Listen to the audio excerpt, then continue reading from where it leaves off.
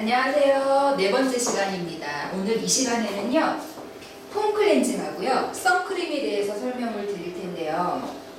아주 중요한 시간이 되겠습니다.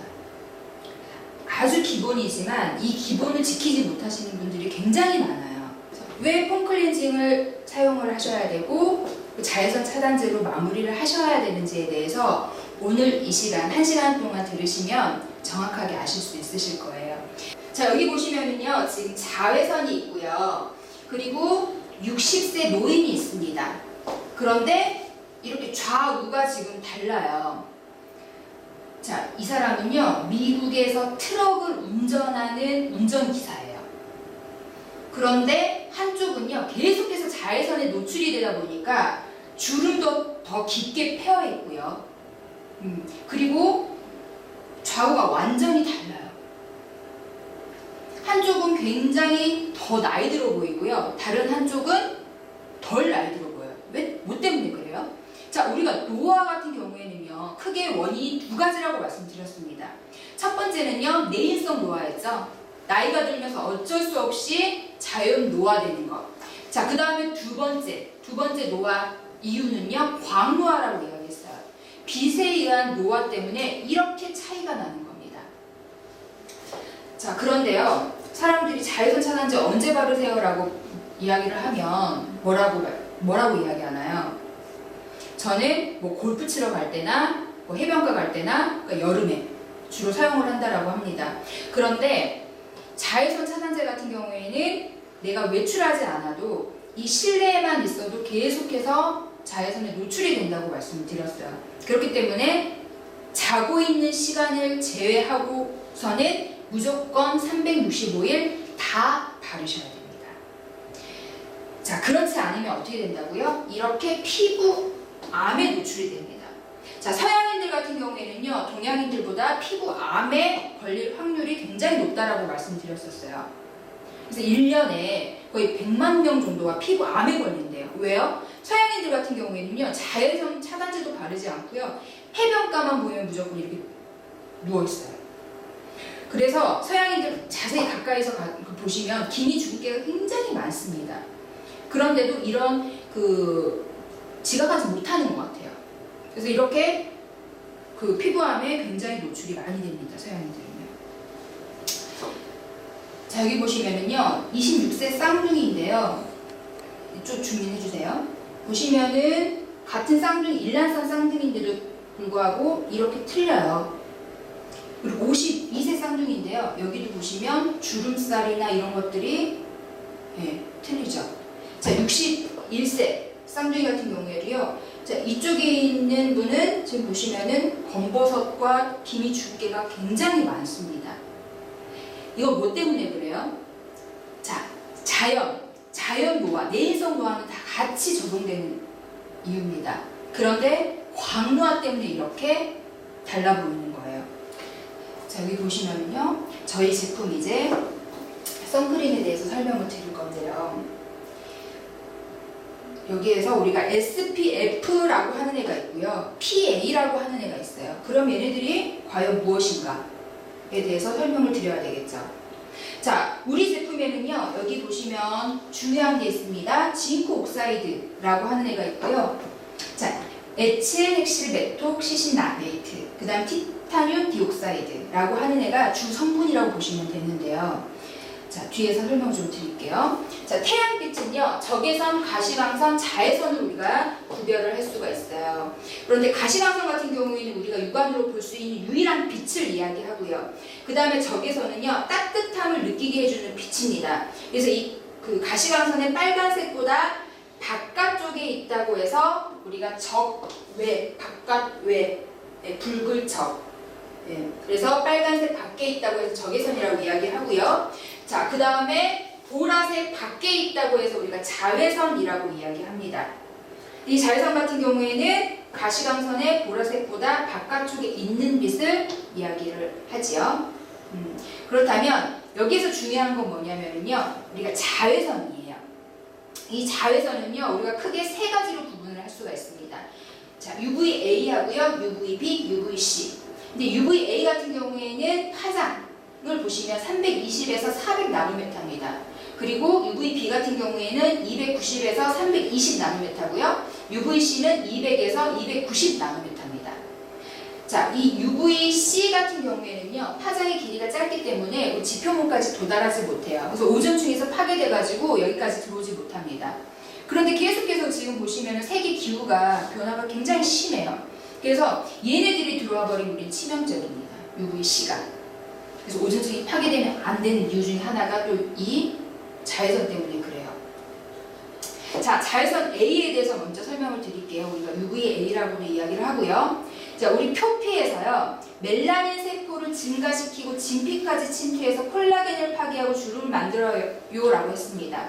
자, 이 진피 안에 뭐가 산다고 했어요? 아까 멜라닌 형성 세포라고 하는 애가 산다고 했습니다. 멜라닌 색소가 살아요. 근데 얘가 자, 그 자외선으로부터 노출이 돼서 피부 안으로 투과가 되면은요, 진피층까지 들어와 버려요. 진피층까지 들어와서 콜라겐을 파괴합니다.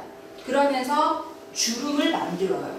근데 얘는요, 그 UVA 같은 경우에는 하루 종일 사계절 내내 존재합니다. 그리고 흐린 날, 그리고 비 오는 날, 그리고 이 실내까지 계속해서 들어오고 있어요. 그래서 여기 보시면은 UVA 같은 경우는 어디까지요? 여기가 지금 표피층이었고요. 여기가 진피, 피하지방 안에까지 진피층을 뚫고 안에까지 들어오는 애가 UVA예요. 이 UVA 굉장히 무서운 애입니다. 그런데 지금까지 우리는 UVA에는 별로 신경을 안 썼어요. 뭐에만 신경 썼냐? UVB에만 신경 썼습니다. 자, 왜? 자, 자외선 B, UVAB라고 하는 애는요, 자외선 A보다 파장이 짧아서 피부에 깊숙이 작용하지는 못해요. 그렇지만 표피에 영향을 미쳐서 피부를 그을리거나 붉게 만듭니다. 자, 또한 자외선 A에 비해서 자외선의 세기가 훨씬 강하기 때문에 자외선 B에 소량만 노출돼도 피부에 즉각적인 손상을 입을 수 있다고 했습니다.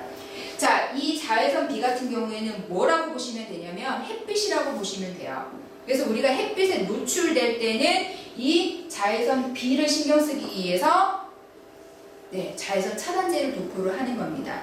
그런데 하루 종일 사계절 내내 365일 동안 계속해서 우리한테 노출되는 UV는 뭐라고요? UVA라고 말씀을 드렸어요. 그래서 UVA에 더 신경을 많이 써야 된다고 그랬죠. 자, 그 다음에 자외선 C, UVC입니다.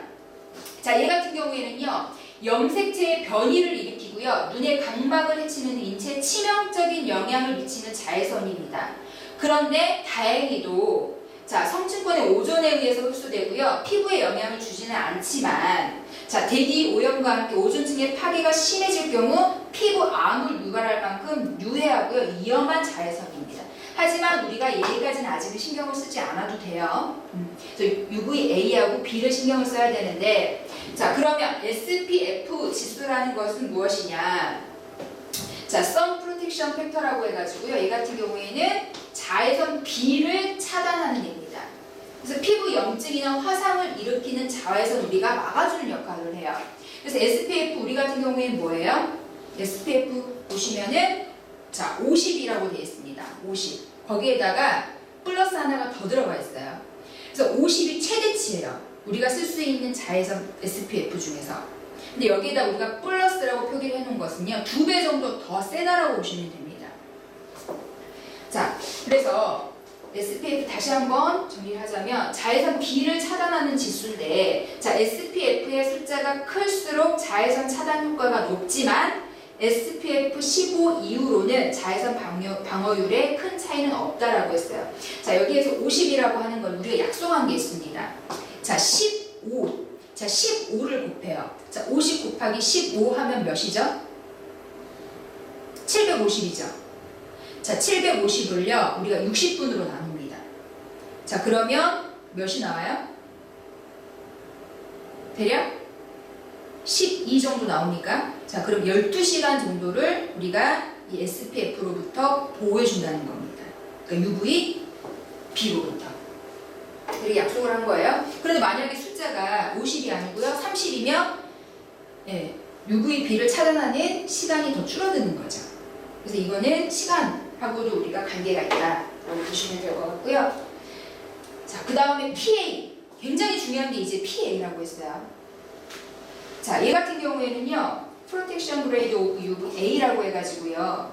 이 자외선 A, 피부를 검게 태워서 기미나 잡티, 피부 노화의 원인이 되는 자외선인데 얘를 막아주는 역할을 합니다.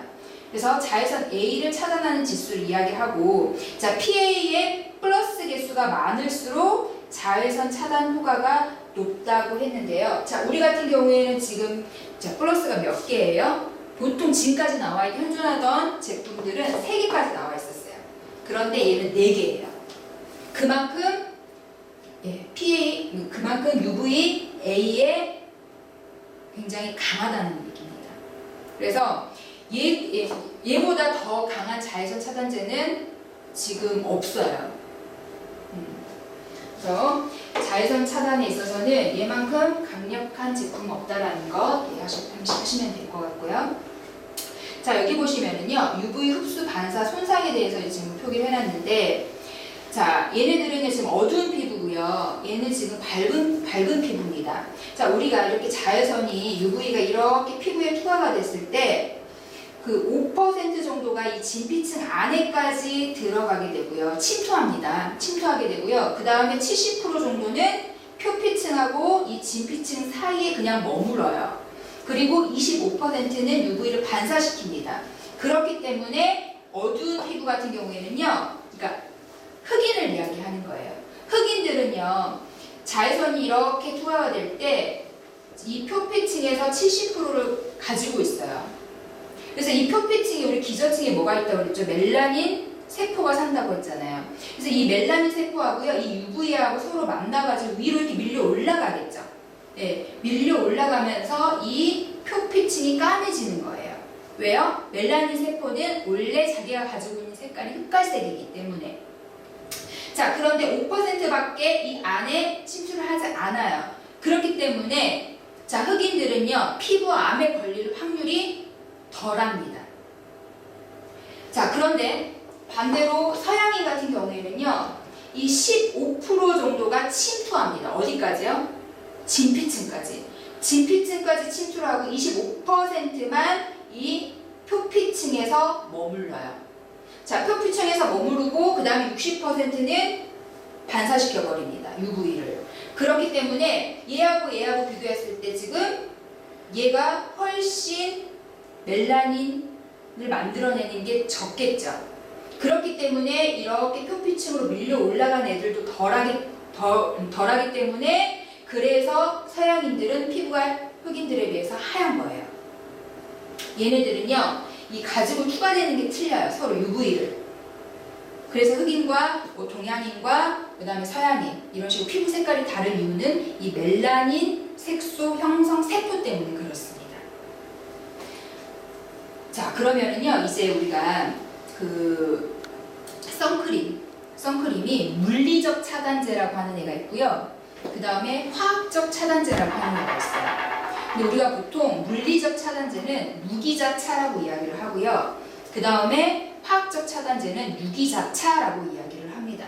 자, 그러면은 무기자차 같은 경우에는 장점과 단점이 뭐가 있는지 한번 볼게요. 장점은요, 자극이 적어요. 그래서 민감한 피부에도 사용이 가능하고요. 애기들이 사용해도 안전합니다.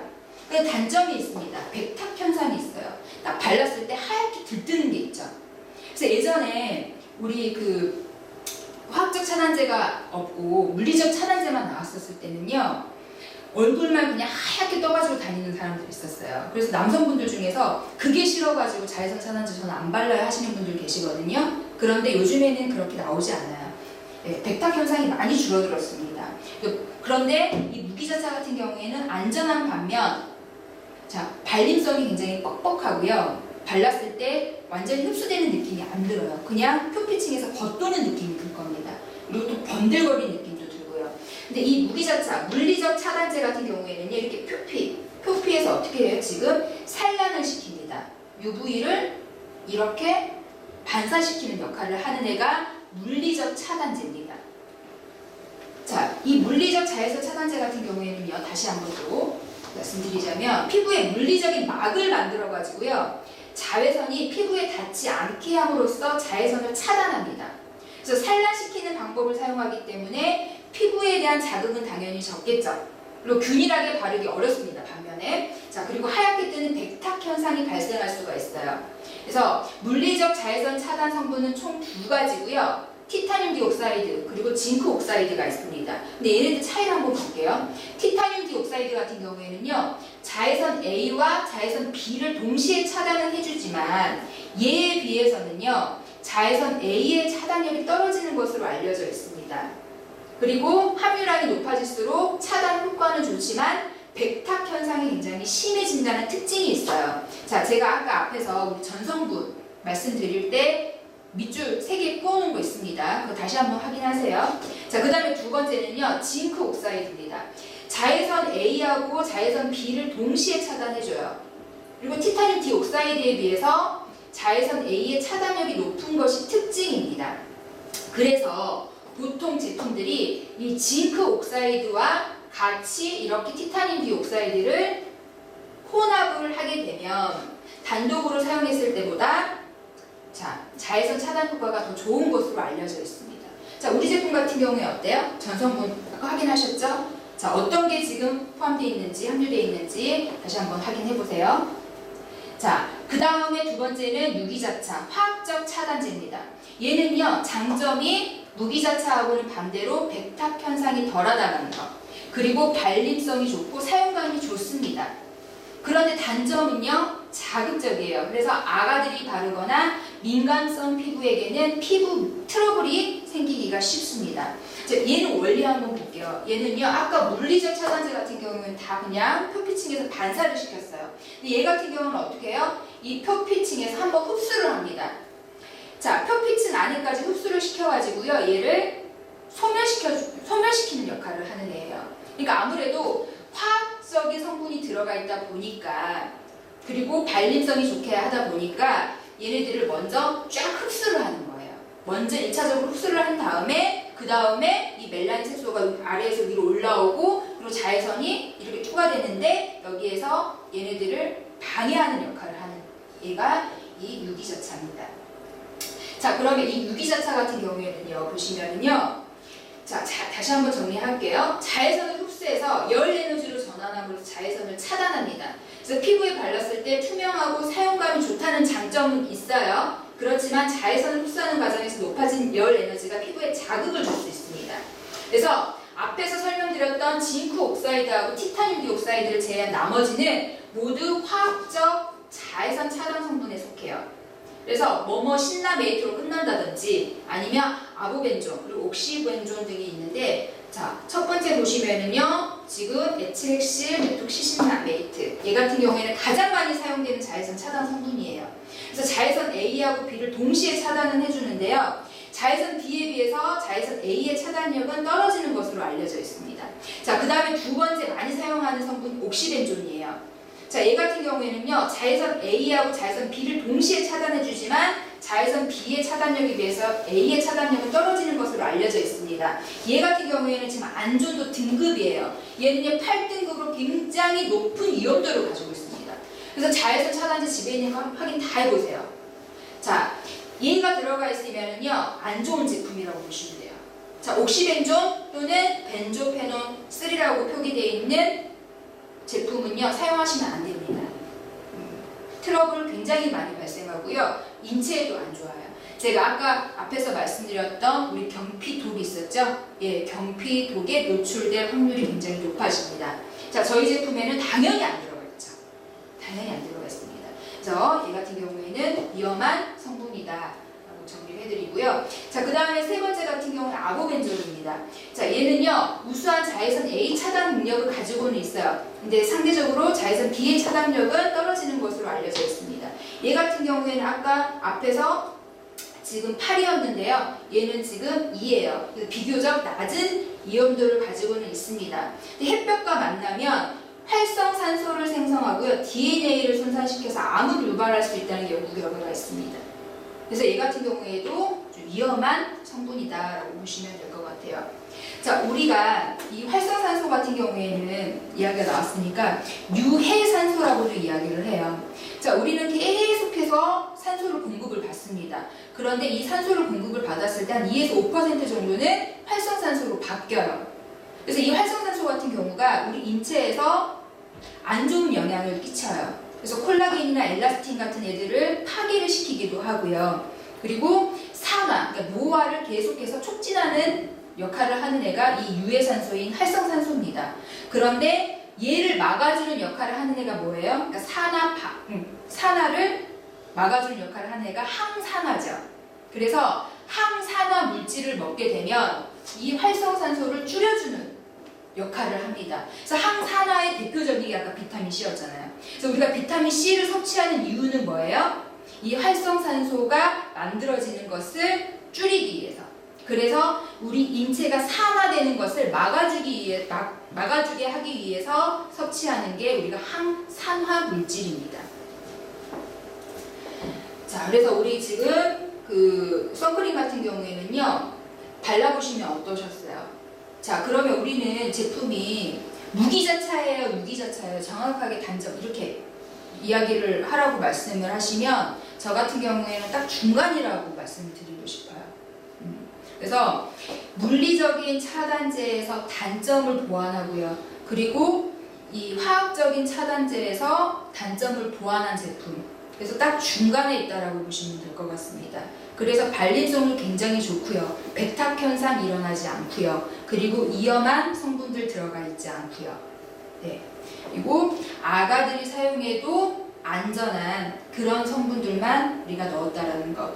그리고 저희 지금 선크림에는요, 우리가 지금 우리 DTX에서 주력하는 원료들이 있잖아요. 아세틸 헥사페타이드 8 같은 경우에도 들어가 있고요. 네. 그 다음에 우리 미백에 굉장히 우리가 좋다라고 했던 글루타치온도 들어가 있고요. 여기에는요, 웬만한 저희 특허 성분들이 다 들어가 있습니다. 자, 그 다음에 이제 설명드릴 게 홈클렌징입니다. 자, 얘 같은 경우에는 지금 각질이에요. 각질인데 우리가 지금 그 집안 청소를 깨끗하게 했는데도 불구하고 다시 한번 이렇게 휴지로 먼지를 이렇게 모아보면은요, 요만큼 또 나와요. 그 먼지가 뭐예요? 우리 두피에서부터 이 발바닥까지 떨어지는 각질입니다. 이 각질들은 계속해서 떨어져 나가는데 70세까지 산다고 가정했을 때 70세까지 우리가 각질을 만들어내는 게 몇 킬로 정도 되는지 아세요? 48kg 정도 됩니다. 그러니까 저 같은 사람을 평생 살면서 각질로 떨어내는 거예요. 그만큼 각질은 계속해서 떨어져 나갑니다. 자, 이 각질 탈락되는 이 주기를 제가 또 말씀드렸죠. 네, 4주라고 했어요. 28일이라고 말씀을 드렸었습니다. 그래서 이 각질 같은 경우에는 자, 28일 주기로 계속해서 자연 탈락이 되는데, 그런데 이 각질을 안전하게 제거를 해야 될 거 아니에요. 우리가 이태리에도 없는 이태리 타올 가지고 계속해서 문질러 버리면 우리가 있어야 될 자리에 이 각질들이 없으면 외부 유해 환경으로부터 바로 노출이 된다고 했습니다. 그래서 어느 정도는 우리가 이 피부를 보호해 줄 수 있는 보호막인 각질을 가지고는 있어야 돼요. 그러면 어떻게 우리가 이 각질들을 안전하게 28일 주기에 맞춰서 떨어뜨릴 수 있는지에 대해서 이제 설명을 드리도록 하겠습니다. 자, 각질 관리와 모공속 관리를 안 하게 되면 어떻게 될까요? 자, 피부에 남아있는 각질이 새로운 피부의 개선을 방해하겠죠. 자, 한 달에 한 번씩 계속해서 새로운 세포, 유핵세포가 위로 밀려 올라가면서 무핵세포로 바뀌어서 각질로 탈락이 되는데, 이 각질이 제대로 탈락이 되지 않으면 이 안에서 새롭게 만들어진 애들이 위로 올라왔을 때 자기 자리를 잡지 못한다라고 했습니다. 그래서 자, 피부에 남아있는 각질이 새로운 피부의 개선을 방해한다고 했고, 그 다음에 모공을 막아서 피부 결정 생성의 원인이 되기도 하고요. 자, 과도한 각질로 인해서 피부 탄력이 떨어지기도 하고요. 그리고 결국은 피부가 칙칙해 보이고 잔주름이 생기게 된다고 했습니다. 그래서 우리가 다양하게 각질을 제거를 하고 있는데, 자, 크게 우리가 각질 제거하는 거에는 두 가지가 있어요. 화학적 각질 제거가 있고요. 물리적 각질 제거가 있습니다. 선크림도 마찬가지였죠. 자, 화학적 각질 제거에는요, 이렇게 크게 5가지로 우리가 나눌 수가 있고, 그 다음에 물리적 각질 제거에는 이렇게 2가지로 나눌 수가 있습니다. 한 개씩 한번 볼게요. 자, 화학적 각질 제거의 종류 중에서 아하 성분이 있어요. 아하 많이 들어보셨어요. 자, 이거 같은 경우에는 보통 우리 피부 관리실 갔을 때 처음에 클렌징 하고 나서 그 다음에 뭔가를 도포해요. 그러면 피부에서 뽀꼼뽀꼼뽀꼼 뭐 거품이 일어나는 걸 느끼셨을 겁니다. 그러면서 이렇게 닦아내죠. 그 뭐예요? 산이에요. 여기 보시면은요, 아하 같은 경우에도 제일 뒤에 보시면 애시드라고 해서 산을 이야기합니다. 자, 우리 피부는 뭘로 구성이 되어 있다고요? 단백질로 구성이 되어 있다고 했습니다. 이 단백질을요, 산으로 녹이는 거예요. 그래서 녹여서 이 각질을 탈락시키는 겁니다. 그래서 각질 제거나 보습 효과가 있어서 건성 피부에 잘 맞습니다. 자, 얘 같은 경우에는요, 자, 고농도 10% 이상에서는 부작용을 일으킬 수 있으니까 농도를 꼭 확인을 해야 되는데, 우리가 이 아하 성분, 아하를 많이 사용을 하게 되면 얘는 지금 아까 말씀드린 것처럼 지금 산이라고 했잖아요. 그래서 피부를 녹인다라고 이야기를 했습니다. 위험할까요? 위험하지 않을까요? 위험해요.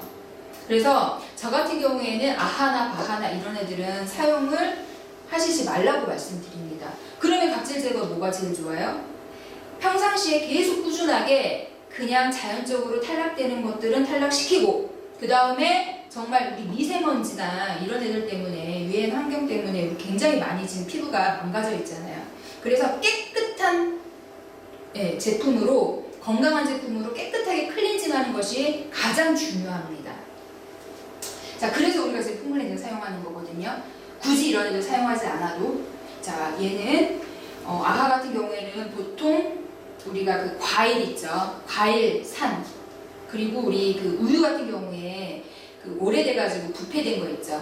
예, 그런 거라고 보시면 될 것 같아요. 아하는요. 자, 그 다음에 바하입니다. 이 바하는요, 아하보다 효과는 약해요. 근데 항염 및 진정 효과가 있어서 순하다는 장점이 있습니다.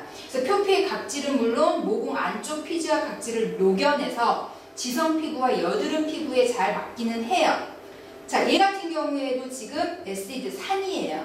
얘도 지금 단백질을 녹이는 애입니다. 그런데 아하는 더 강하고요. 바하는 조금 덜 강해요. 근데 얘는 안에까지 많이 침투됩니다.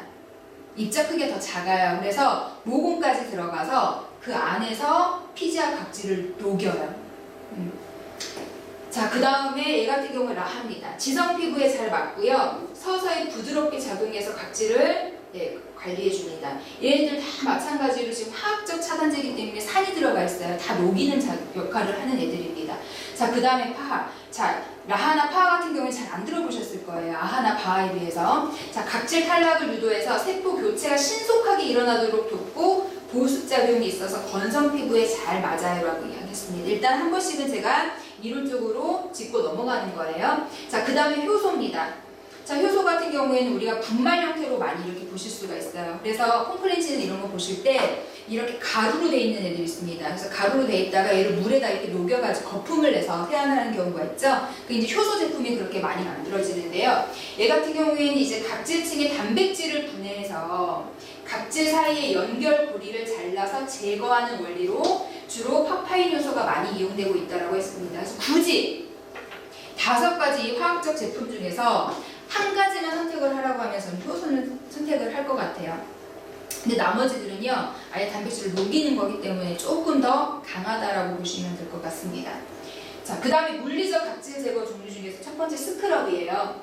자, 스크럽 같은 경우는 우리 알갱이 들어가 있는 애들 있죠. 제품 사용했을 때. 자, 자꾸 거친 입자들을 피부에 직접적으로 계속해서 문질러서 각질을 벗겨내는 원리로 즉각적인 효과는 볼 수 있습니다. 하지만 얘 같은 경우에는 계속 스크래치를 내는 거예요, 피부에다가. 그래서 피부에 자극이 될 수 있고 균일하게 각질 제거가 되지 않아서 민감성 피부에는 좋지 않습니다. 그래서 알갱이 들어가 있는 스크럽 제품은 쓰지 마세요. 계속해서 피부 표면에서 문질러내다가 얘네들이 상처를 내요. 우리 눈에는 보이진 않아요. 하지만 얘네들이 계속 반복이 되다 보면 피부 같은 경우에 많이 민감해지고 손상이 됩니다. 자, 그 다음에 2번째 같은 경우 이제 고마주예요. 이 고마주 같은 경우에는요, 우리가 홈쇼핑에서도 굉장히 많이 보셨을 거예요. 문질렀을 때 이렇게 때처럼 쫙 밀려 나오는 애가 있죠. 얘가 지금 셀룰로스입니다. 얘 때가 아니에요. 자, 셀룰로스를요, 계속해서 밀어내면서 각질이 함께 떨어져 나와서 비교적 자극은 덜한데, 자, 얘 같은 경우에는 이제 우리가 필링 제품에 많이 사용을 하고 있어요. 고마주 같은 경우에는. 근데 이게 육안으로 봤을 때 때처럼 밀려 나오니까 개운한 느낌이 들어요. 굉장히 개운합니다. 그래서 저 같은 경우에 두 가지 중에서 택하라고 하면 당연히 고마주 타입이죠. 예, 고마주 타입 같은 경우에는 육안으로도 뭐 깨끗한 느낌이 드니까요. 자, 이제 저희 제품에 대해서 설명을 드릴 건데요. 자, 우리 제품은요, 일단 숯으로 만들어져 있습니다. 천연, 참숯으로 만들어져 있어요. 그래서 이 숯 같은 경우에는 어떤 역할을 하는지 한번 볼게요. 자, 강력한 흡착력으로 피부 깊숙한 노폐물을 일단 제거를 해준다고 했고요. 자, 피지를 조절해주고 블랙헤드, 코에 이렇게 까맣게 붙어있는 블랙헤드, 그리고 지성 피부 관리에 굉장히 효과적이라고 했습니다. 자, 그 다음에 미세한 산소 버블이 발생해서 부드럽게 그리고 저자극으로 클렌징을 해줍니다. 자, 그 다음에 음이온 방사 그리고 미네랄을 함유하고 있다고 했어요. 그래서 피부 속 나쁜 에너지를 순화해서 맑고 건강한 피부로 관리를 해준다고 했는데, 여기서 음이온이라고 하니까 또 우리 대진 침대에서 그 라돈이 많이 이렇게 검출이 돼가지고 그걸 문제가 많이 됐잖아요. 걔 같은 경우에 그래서 한동안 그러면 우리 인체에 음이온이 안 좋은 건가? 이렇게들 또 의심을 하실 수가 있는데요. 그게 아니에요. 이 숯 같은 경우에는요, 천연으로 음이온이 정직하게 나오는 거고요. 그 라돈 같은 경우에는요, 모나자이트라고 하는 그 가루가 있습니다. 이 가루를 이용을 해가지고요, 이 가루가 음이온을 만들어내는데 불량하게 만들어내는 애예요. 그러니까 정직하게 만들어내는 게 아니라 불량하게 만들어내기 때문에 인체에 안 좋았던 겁니다. 그런데 그걸 싸잡아가지고 그럼 음이온이 다 인체에 안 좋은 거네요? 절대 아니에요.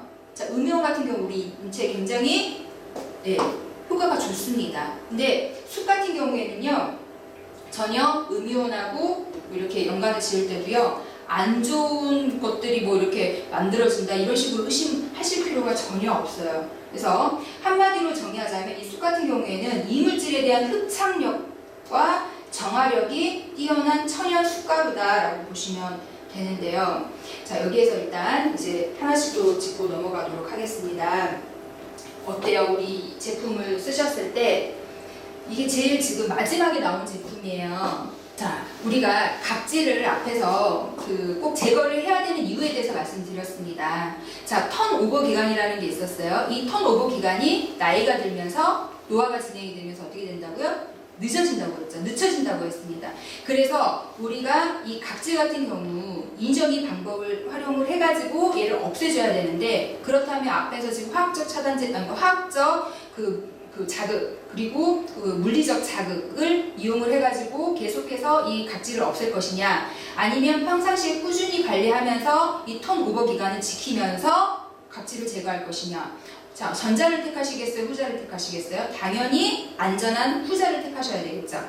그래서 남성분들도 마찬가지고요. 여성분들은 당연히 이제 메이크업을 하니까 폼 클렌징을 사용을 해요. 남성분들 같은 경우에는 그냥 물 세안만 하는 경우가 많고요. 그리고 비누로 세안하는 경우가 굉장히 많아요. 근데 제가 비누로 세안하지 말라고 말씀드렸죠. 비누 같은 경우에는 pH가 어떻게 된다고요?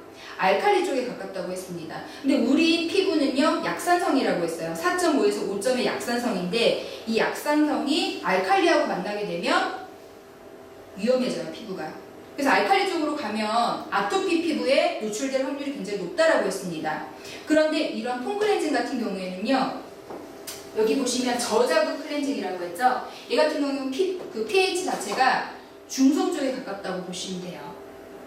그래서 중성 쪽에 가깝기 때문에 피부가 아토피 쪽으로 가는 것을 막아줍니다. 자, 폼 클렌징이나 비누나 그리고 세제나 다 마찬가지로 얘네들은 외부에 있는 미세먼지라든지 그리고 노폐물들을 제거를 해야 되잖아요. 근데 제거를 해야 되는데 얘네들이 전혀 알칼리기가 들어가 있지 않으면 그러면 때가 제거가 되지 않아요. 그래서 원래 예전에는요, 이렇게 폼 클렌징이나 비누가 없었을 때는 뭘 사용을 했어요? 우리가 젤을 사용을 했죠. 잿물. 그래서 잿물을 이용해서 우리가 빨래도 하고요. 잿물을 이용해서 뭔가를 이렇게 노폐물을 제거를 했었는데, 잿물로 세안하시는 분 안 계시잖아요. 예전에 우리가 죽으려면 뭘 먹었어요? 양잿물 먹는다고 했었죠. 근데 양자가 붙은 거는 이제 서양에서 들어왔다고 해서 우리가 양자가 붙는다고 했어요. 양탄자나 뭐 양배추나 뭐 이런 것들 있죠. 그런데 비누도 자기가 하는 역할이 있고요. 요즘에는 비누들도 그 이제 알칼리 비누 말고요. 일반 알칼리 비누 말고 저자극으로 순하게 세정을 해줄 수 있는 pH가 낮은 약산성 비누들이 요즘에 많이 출시가 되고 있습니다. 그래서 남자분들 굳이 내가 비누를 꼭 써야 되겠다. 그래서 머리서부터 발끝까지 비누로 다 하시는 분들 있잖아요. 그런 분들은 약산성으로 하세요.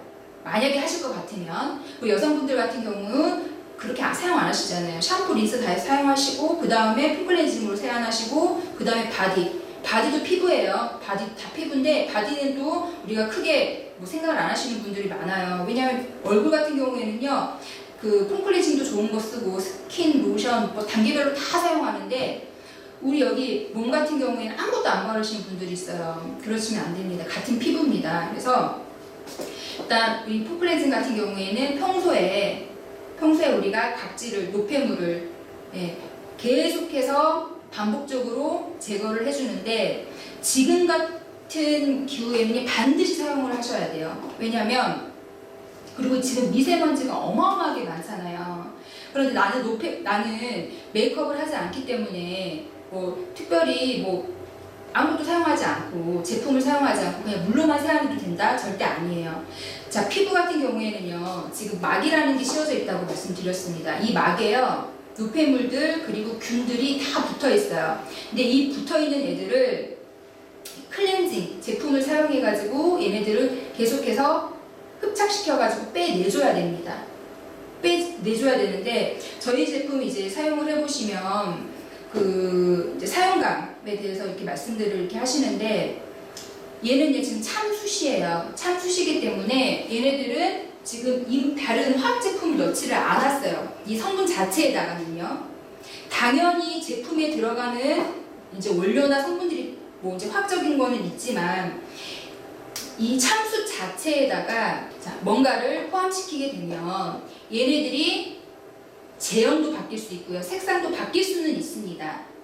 그렇지만 얘 컨셉이 뭐예요? 지금 숯이에요. 자, 숯 같은 경우에 색깔이 하얘요.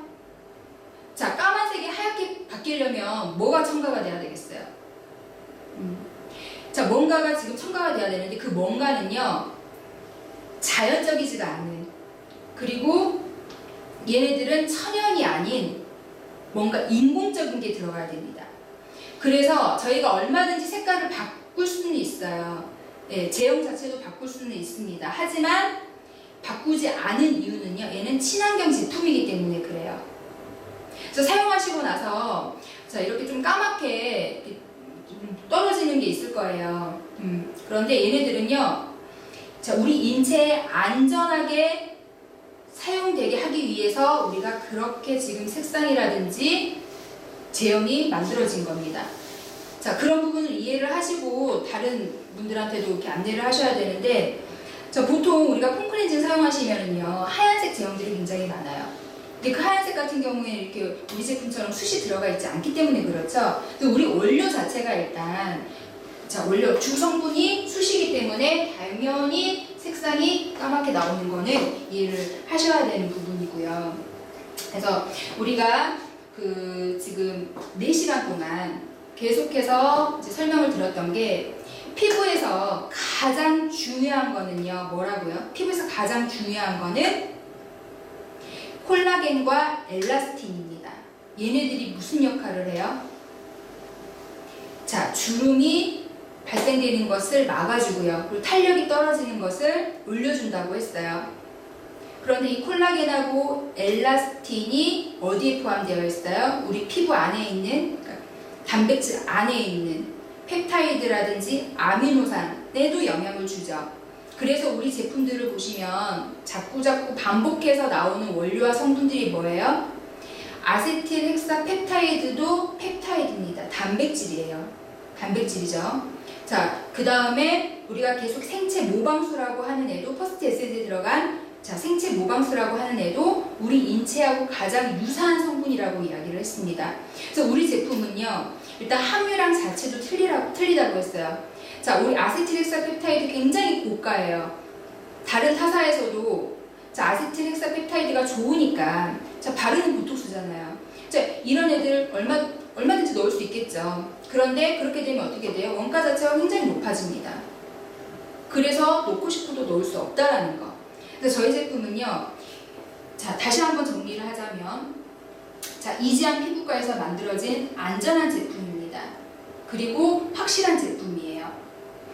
그리고 라인별로 하는 역할들이 다 있다라고 말씀드렸습니다. 그래서 자, 여성분들 퍼스트 에센스부터 크림 단계까지 거기에다 주 2, 3회 마스크팩까지 사용하신 이유에 대해서 아셨을 거라고 제가 생각을 하고요. 남성분들 아무것도 사용하지 않았던 분들 스킨 로션 반드시 사용을 하셔야 된다고 했습니다. 거기에다가 공통적으로 다 사용하셔야 되는 건 폼클렌징 그리고 마지막 단계인 자외선 차단제입니다. 자, 여기까지 다 관리 잘 하셔가지고 자, 우리가 다시 예전처럼 피부가 돌아가기는 힘들어요. 하지만 우리가 노화되는 것을 지연시킬 수는 있습니다. 어느 정도 막아줄 수는 있어요. 자, 자연 노화, 우리 내인성 노화 같은 경우에는요, 이너뷰티가 굉장히 중요합니다. 그래서 우리 V1 제품으로 안 속 관리 하시고요. 그리고 밖에 관리는 DTX 제품으로 계속해서 꾸준히 관리해 주시고요. 자, 그렇게 하시다 보면 우리가 100세 시대가 아니고 이제는 200세 시대라고 말씀드렸어요. 그래서 훌륭한 옵션, 우리 화장품으로 관리 잘 하셔가지고 건강한 피부 유지하시길 바랍니다. 감사합니다.